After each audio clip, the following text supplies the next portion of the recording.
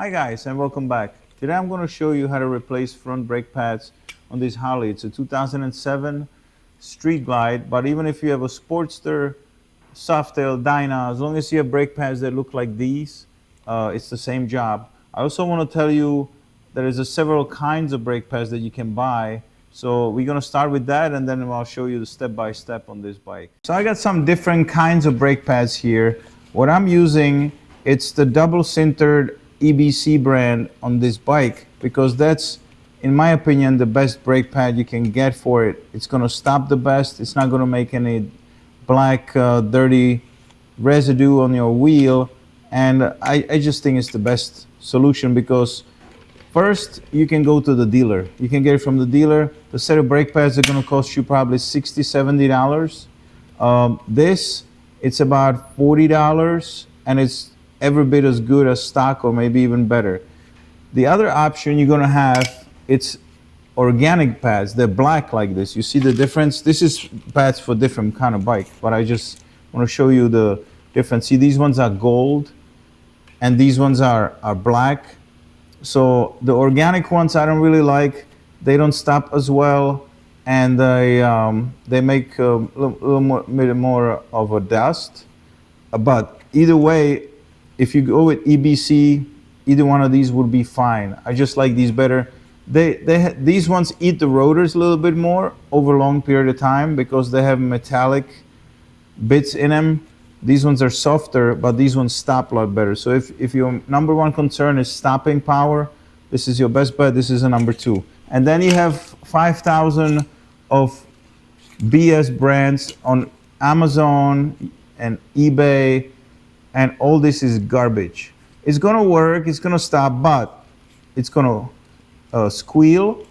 It's gonna make a lot of brake dust, so your wheel is gonna get really dirty really quickly. And even if you see these are gold, they'll tell you that they're metallic. They even use the EBC part numbers, and you know they just have a picture of the pad by itself. Again, these pads are for different kind of bikes. And they look the same, but I'm telling you, it's not worth it. And also, if you see a sintered or metallic pads that cost $15 for a set, it's just no way they're going to be any good. So, you know, the EBC ones are my go-to.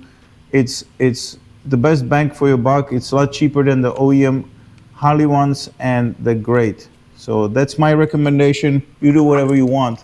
But any of this Amazon, eBay stuff, it's junk. It's really junk, and it doesn't stop as good, and it's gonna squeal.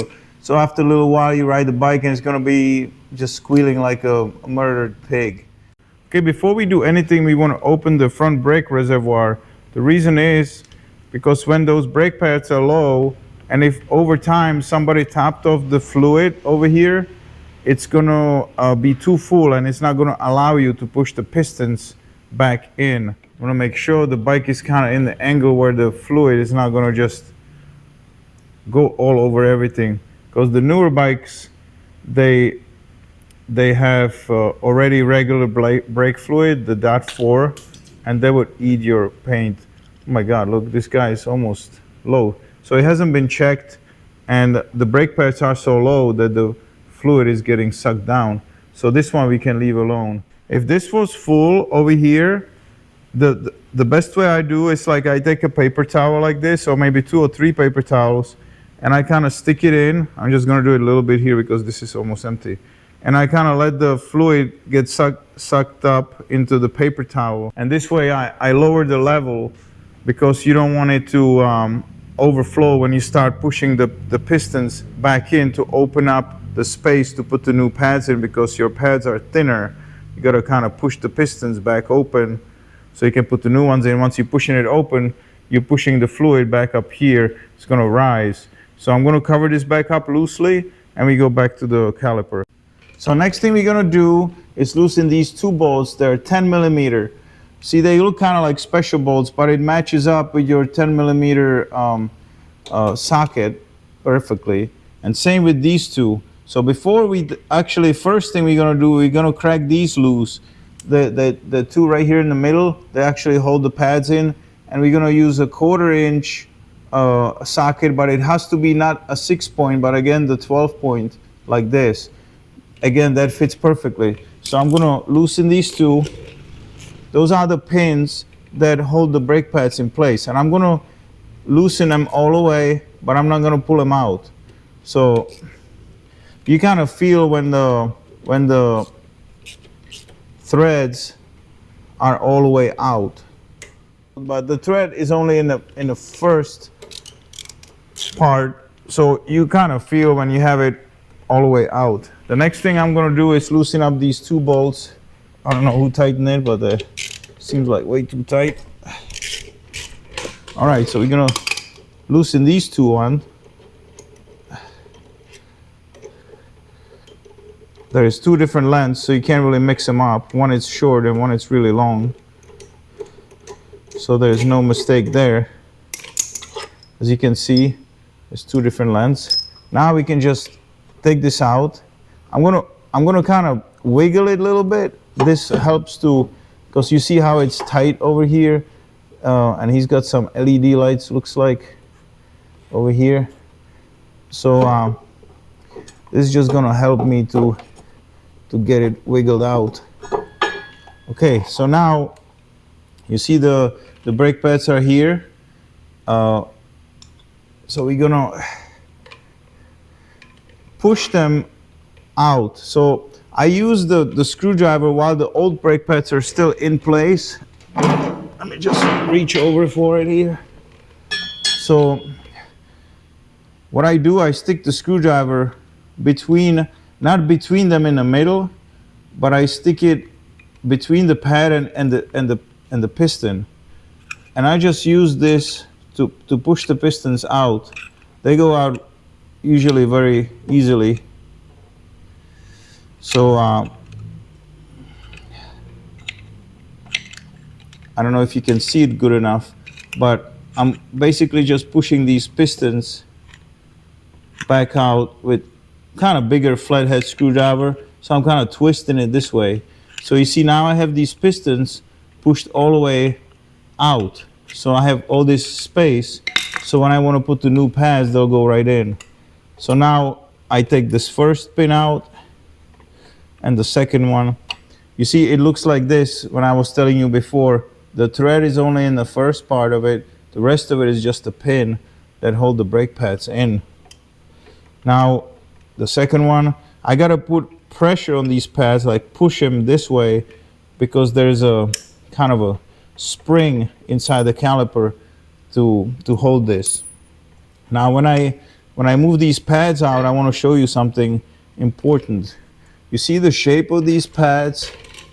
You see how in the front of the pad, the angle, it's smaller than here, and also there's like almost like a double cut over here. So that always goes to the back.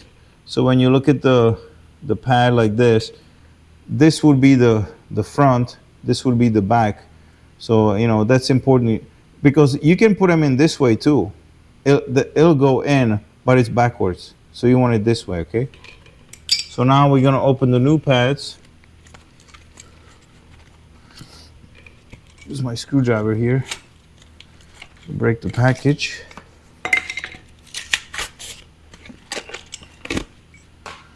Again, as you can see, you have the double edge thing here. Here is more, and you see also these are the same kind of pads. You see this one is gone basically in the front. It's all the way gone. So you know the new brake pads are not extremely thick, but it makes a big difference. What happens is your lever starts being really long, like you press your brake and it goes closer to the grip, and it's comfortable. So I'm pushing this in. You see how you kind of got to push it in like this to get that pin in there. So I have my hand under it with these fingers, and I just pushing it in to get this pin inside. Once it goes through both of them, usually it's fine. You can leave it like this and tighten it after it's back on the bike. Also, I'm gonna take this pin back out, because what happens is, you see how now I have it like this? That kind of makes it hard to put them in, because it like popped on the outside of the retainer. So I'm gonna try to keep this way. Maybe I can use one of these old pads just to stick it in,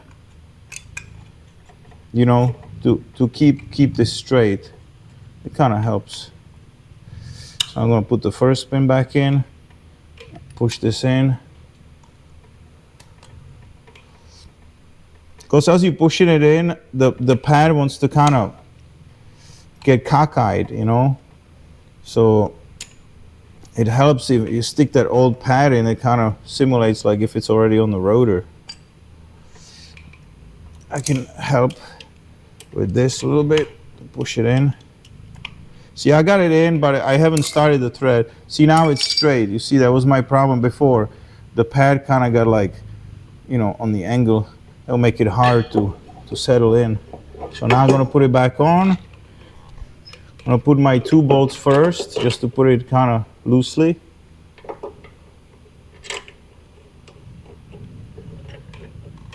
Now I'm gonna tighten these retainers.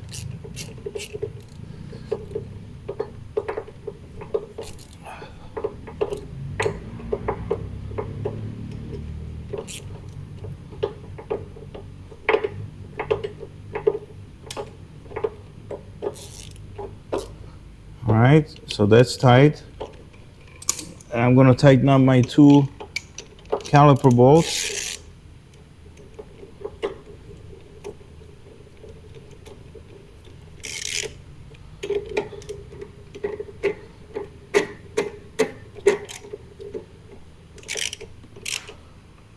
You don't put Loctite on these, by the way. You just tighten them like that. All right, so now we're gonna move to the other side. I just want to show you how much already fluid got pumped back in, and there's gonna be more. But I'm gonna move this carefully, not too much, because you know you don't want it to start pouring out of here. So I kind of moving it only to have the wheel straight. Okay, now we're gonna repeat the same thing here. So I'm gonna loosen these first, all the way until the thread is completely out, but the pin still stays in, like that. The second one.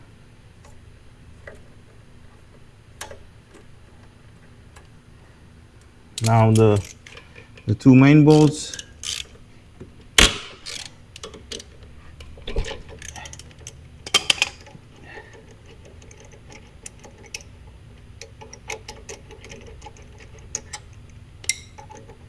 On these electric glides, it's kind of close over here, so it's always a little bit of fight to get this caliper out of its place. So it helps when you kind of lean this back and forth and open the pads, so you have a little more of a, you can take them out in an angle like this.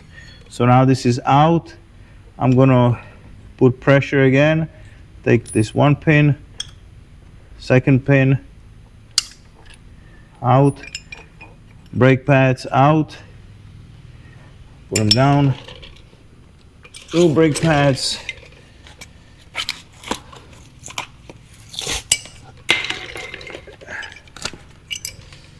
okay.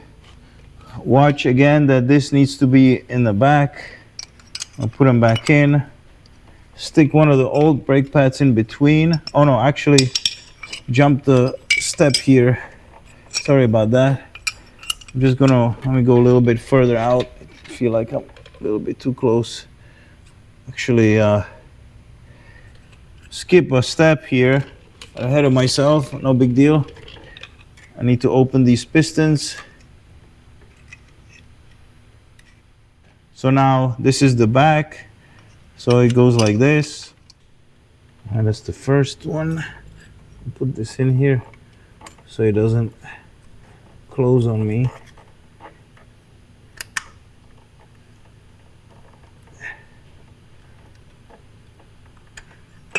right, put it back in.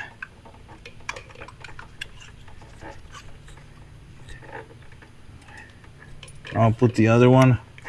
See, I gotta push. I'll push this one. Looks like that's it. That's in. Get this one in a little bit better. All right, that's good enough. I'm gonna take this old pad out. See, I got them nice and straight.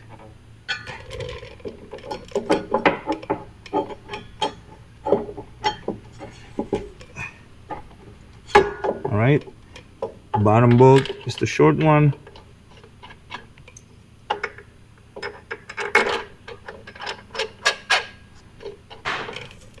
Now we're gonna tighten these guys.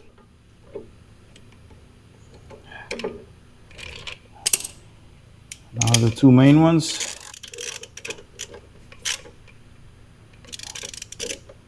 Okay, this is tight. So let's get up to the reservoir. All right, so let's open this back up and see how much fluid we got here. Put this down. So I'm gonna pump this up slowly. It's gonna go back down. The reason why I do it slowly, because otherwise it could splash up.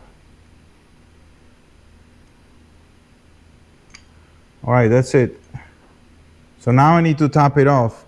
Before you top it off, you want to make sure you check your bike. This is 2007, so it's got a .4. You see right here, it says use .4. So on some older bikes, it's .5. Just want to show you for comparison. This is an older bike, and you see it says .5 right there. So just make sure you got the right brake fluid, because they don't mix. And if you put .4, .5 in the wrong system, you got to flush everything up. It's a mess. All right, so I got this reservoir somewhat level. I'm going to add the fluid. I can tighten the cover, and I think that's it. Okay, guys, so just by changing the pads, look, now my lever, it's about this far. Before, it went all the way close to here. Where is my dirty finger right there? It would go all the way to the grip. And if you look at the pads, you know, when you look at it from the outside, you say, oh, I still got a pad. But it makes a huge difference when the brake pads get low like this. The pistons inside, see, this one you would even think like, oh, this is still okay. You can still wait a little bit. But no, this is your major telltale sign. If your lever goes way close, all of a sudden you're noticing like, oh, why is my lever going so close to the grip? I don't like it. I'm pinching my finger here. If I keep my finger here, I can't even use the brake. So change your brake pads. It'll fix it. Now, as a quick tip, I just want to talk about the rear pads, because a lot of people are going to want to do all of them. You see, it's the same deal. It takes the same brake pads.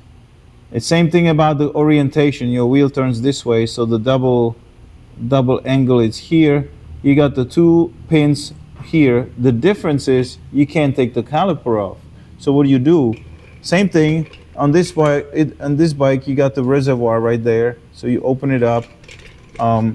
Whatever bike you have, you open the reservoir. If you do it on that bike, the reservoir, it's right by the exhaust over here. You open it here. You take the bag off, and you got the caliper kind of right there. I'm just going to use this bike because it's right here. Easier. I don't have to take the bag off to show you. And then once you have the reservoir open, you take these pins out. The pad kind of falls out. So you take a screwdriver, you put this pad back in, and with the screwdriver, you push try not to mess up the rotor too much, but the pistons, they go in pretty easily usually. So you push the pistons in, then you put the new brake pad in here. You can hold it by the pins, and then go to the other side and push the other two pistons out. The reason why I say leave the pad here and then put the new one here, so you don't try to tweak the rotor more than it's necessary. You just kind of have something to pry against, you know, once you put that screwdriver in. But try to use a bigger flathead so you can just twist it. Maybe here, you know, something with shorter handle so you can get it in there. You know, it's a little bit of finicky, but you don't have to take the wheel off or take all this apart just for the brake pads. You can do it right here. I do it all the time. I never take a wheel off to do brake pads. Okay guys, so the bike is done. I hope you found it helpful. It's very easy to do brake pads, so don't pay people to do it. If you're mechanically able, you got some basic tools, you can do it at home. Why pay somebody, you know, $100 for that and waste a lot of time going to a shop and wait? Just get a decent quality, do it yourself, and I'll see you in the next video. Thanks.